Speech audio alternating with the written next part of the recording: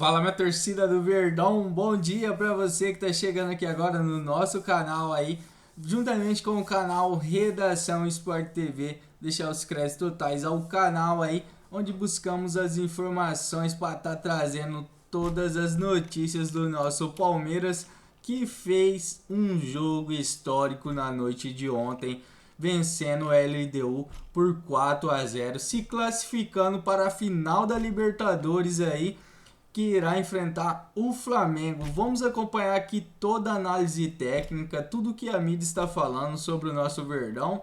Espero que vocês gostem. Se você é novo aqui no nosso canal, se inscreva aí, ativa o sininho de notificações e também você pode estar deixando aquele likezão aí, que vai ser de grande importância e vai estar nos ajudando muito. Vamos embora pro vídeo. Logo eu tô de volta aqui trazendo mais informações do nosso Palmeiras para vocês. Ninguém conseguiu falar, não vai dar pro Palmeiras.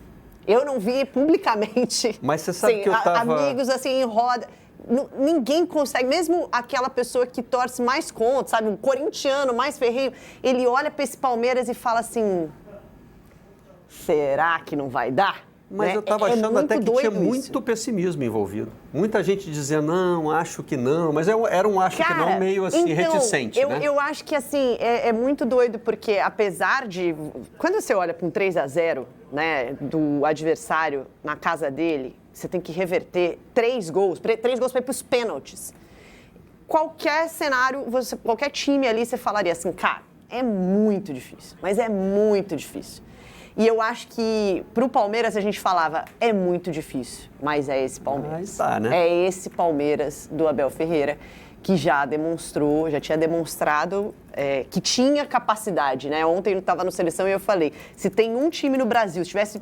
Assim, olha, para você escolher um time no Brasil que seja capaz de reverter uma vantagem de 3-0, eu escolheria o Palmeiras de Abel Ferreira. E mais uma vez, assim... E assim, eu estava conversando com o Simas antes de entrar no ar.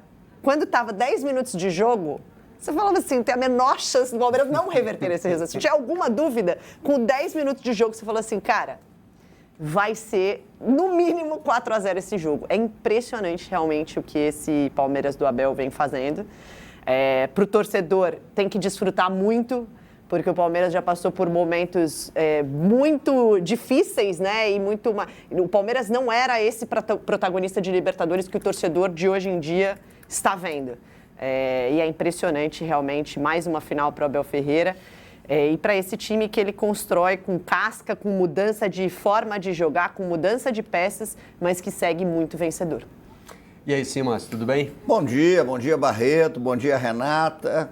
Parabéns pelo aniversário de namoro. Aliás, hoje é o dia da poesia, hein? Porque é aniversário de Carlos Drummond de Andrade. Olha aí. Então, olha aí. Drummond o Palmeiras ter virado esse resultado. Me impressionou mais ter perdido de 3-0 da LDU lá, Sim. né? Sem jogar nada e tal. Mas é isso. E o Abel já tinha dito, noite mágica. Eu, como levo tudo pela lente do samba e sabendo que Barreto é salgueirense, lembrei até do samba do Salgueiro, que começa, que noite linda, em noite bela, né? Em homenagem à Mangueira. Mas é isso, me impressionou muito isso. Esse Palmeiras e LDU é curioso, porque o Palmeiras não jogou nada, né, em Quito, foi uma atuação muito abaixo da média, como também não jogou bem contra o Cruzeiro. A LDU ontem não jogou nada e já dava para ver que ia ser um amasso. Né? A gente estava conversando sobre isso, você sentia que o volume de jogo do Palmeiras estava empurrando a LDU para uma circunstância e a LDU não ia conseguir segurar, a Liga de Quito não ia segurar, e teremos mais uma final de Libertadores entre brasileiros, que, por outro lado, é um sinal preocupante em relação aos torneios continentais, né? Sem querer botar água no chope de ninguém, eu falei isso no ano passado, falo isso esse ano. É impressionante como hoje o futebol brasileiro é dominante do ponto de vista continental. E dessa vez é mais emblemático, né, Simas? Porque são os 2 brasileiros que mais têm chegado nesse período de domínio, né? E eu acho que essa é uma tendência que vai continuar e eu, ao contrário dos ufanistas, não comemoro essa tendência.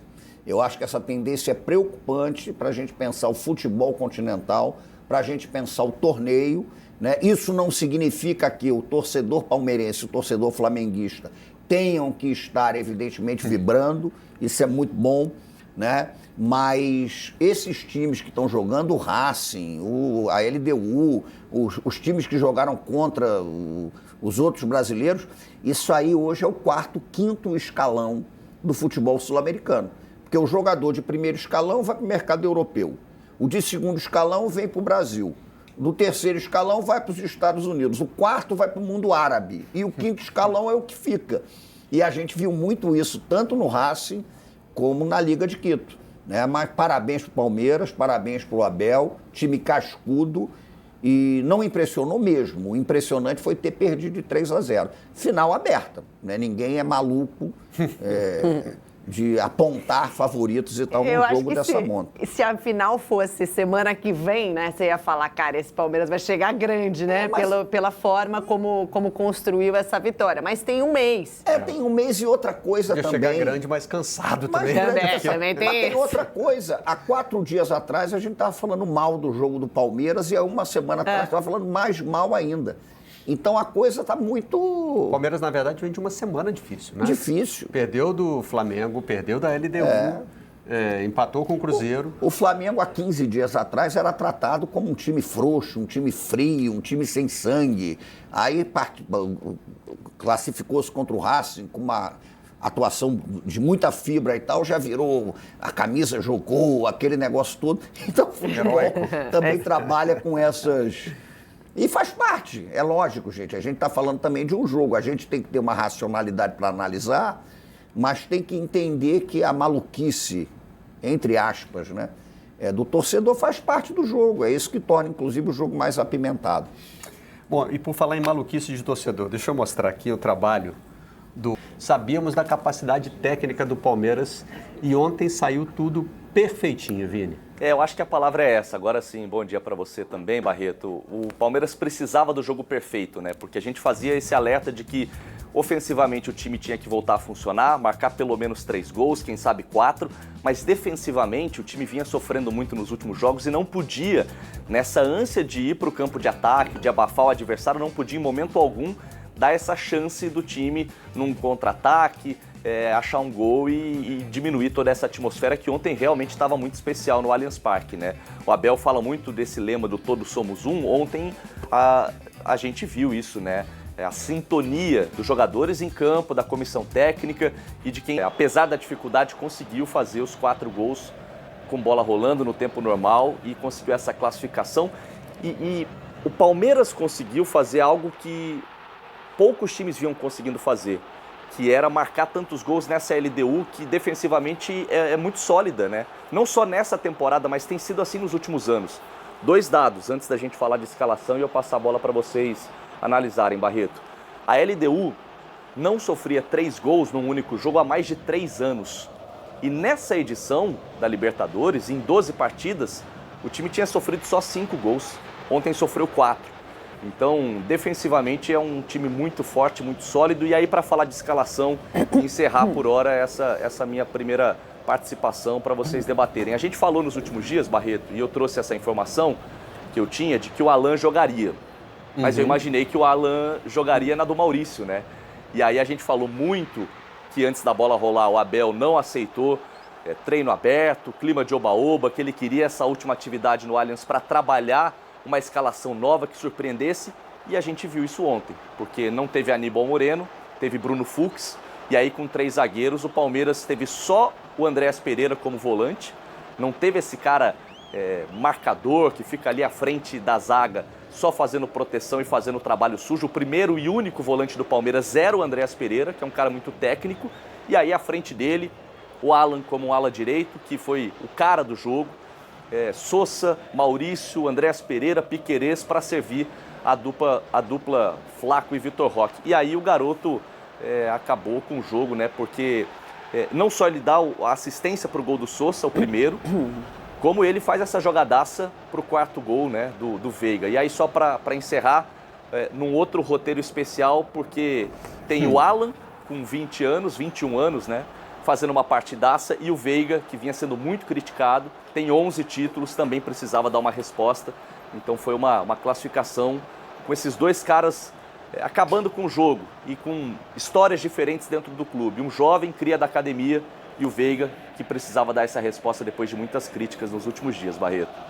Certamente teve motivação também do lado da LDU, né? Mas a gente não vai saber o que o Thiago Nunes falou para os jogadores, porque quando o time perde, isso não é divulgado. Quando o time vence, e vence dessa maneira, é lógico que a gente fica sabendo. E o Abel toca muito no tema da força mental, né? Então, ele ontem usou várias estratégias. Um dos assistentes dele, o Thiago, que é até o menos falado, a gente fala muito João Martins, né, o cara do sistema e tal, mas foi o Thiago o principal responsável pelo texto do livro do Abel. Isso.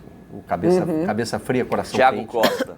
Thiago Costa. E ele ontem também, ele meio que assumiu esse papel de fazer a motivação, né? Então tinha cartazes com essa expressão aí, de 90 minutos há muito tempo. Quando o Abel foi lembrado de que estava completando 5 anos no cargo, ele falou, então que seja um gol para cada ano, bateu, né? Bateu perto, foram 4 em vez de 5. E eles focaram muito também em jogos, fizeram um levantamento de jogos que o Palmeiras virou, quando o Palmeiras... Fazendo uma partidaça, e o Veiga, que vinha sendo muito criticado, tem 11 títulos, também precisava dar uma resposta. Então foi uma classificação com esses dois caras acabando com o jogo e com histórias diferentes dentro do clube. Um jovem cria da academia e o Veiga, que precisava dar essa resposta depois de muitas críticas nos últimos dias, Barreto. Certamente